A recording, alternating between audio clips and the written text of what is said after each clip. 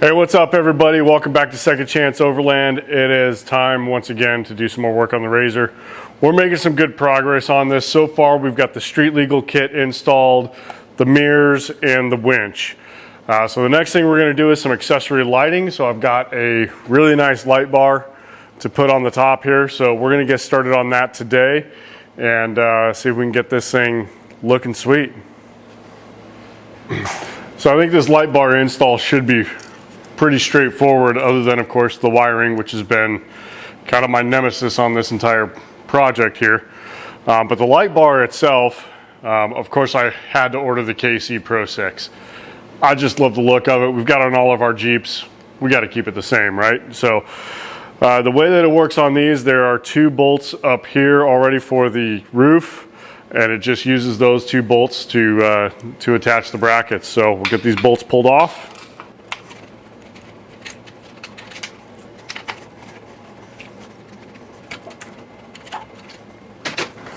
So now our bracket will just go right on top here.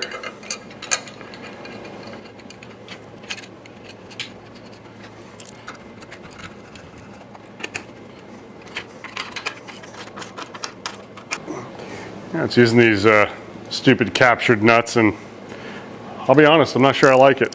Let's see if we can figure something else out here. All right, so I went to the trusty hardware bin and found some nuts that will work. Now I've had trouble with these little captured nuts here. It's really just a piece of metal that it threads into, so it doesn't hold great. I've had trouble with some of them just falling off. Of course, the one I want to pull off does not come off easy. Anyways, I'm going to use a fender washer and a nut on the bottom of this so that I can make sure I get it nice and tight and secure. The front one seems to be holding. We'll see if it continues once I tighten this down.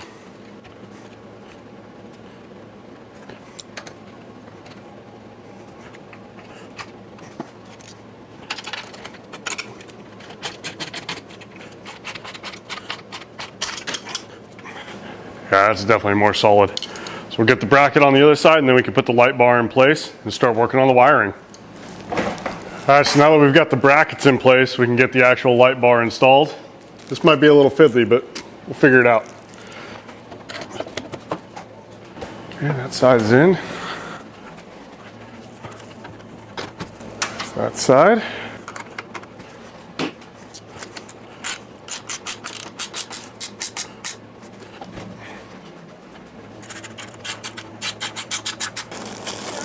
These things are always such a pain with the plastic on the covers. They're kind of a pain anyway, but there we go.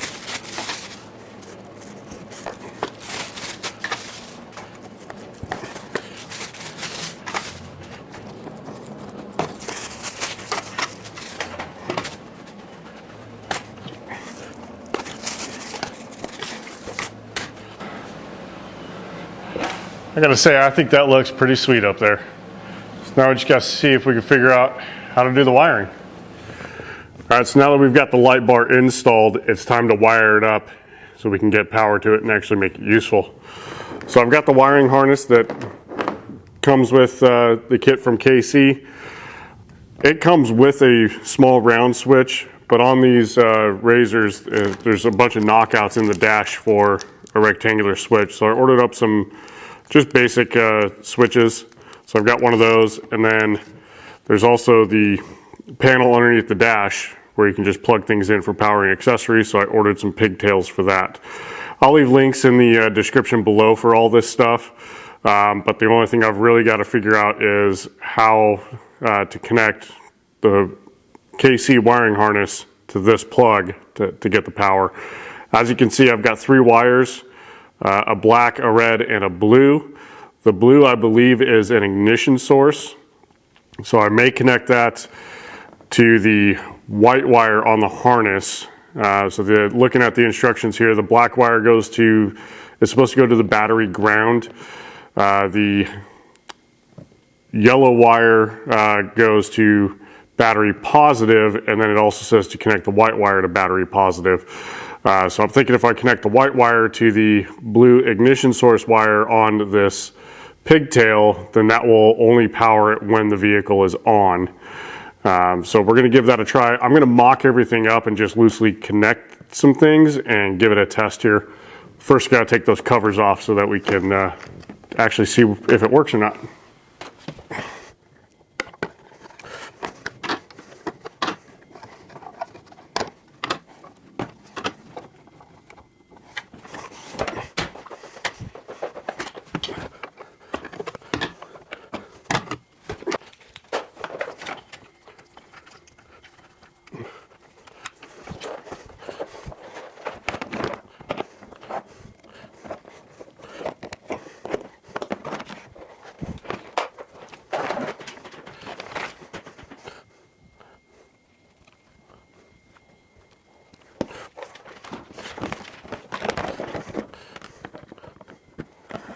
Okay, so I've got it mocked up right now. None of the wires are ran or permanently connected. I've just got everything kind of lightly wired up so that I can test it. So got the switch here. We're going to turn the ignition on. Let's see if it works. Hey, it works.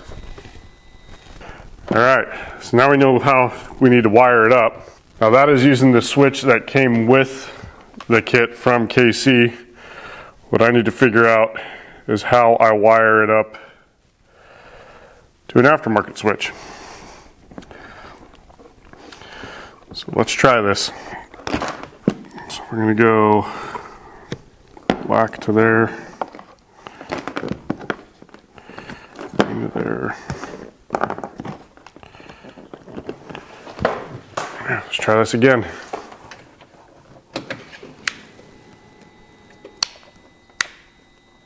There it is, okay. All right, so black, green, and white in that order from top to bottom.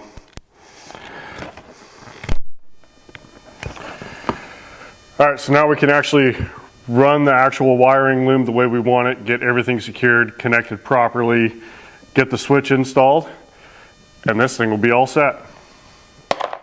All right, so I got the light bar wired up and ready to rock and roll. So let me show you how I routed this. So underneath the passenger side in here, I gotta zip tie this up a little bit better, but there's the rubber grommet on the passenger side. So I went through there, which brings me out right here, up the frame, and then up through this little rubber piece. And I've got to do a little bit of work to get that setting just right, but then up the, basically the A-pillar of the roll cage up to the bar. And then the rest of it goes up underneath and into this cubby hole. Right back along that firewall there is where those plugs are that we can plug it into with that harness that I showed earlier. And then of course ran the switches down to the actual switch right here. So those are those knockouts I was telling you about.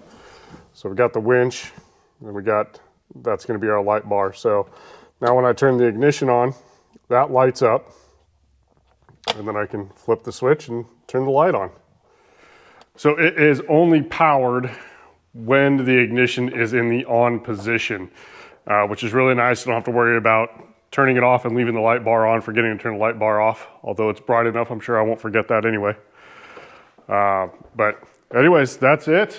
It is installed. A couple of cleanup things to do here real quick. But the light bar is finished. So I hope you enjoyed the video. If you did, give it a thumbs up. If you haven't already, hit that subscribe button. And we'll see you next time on Second Chance Overland.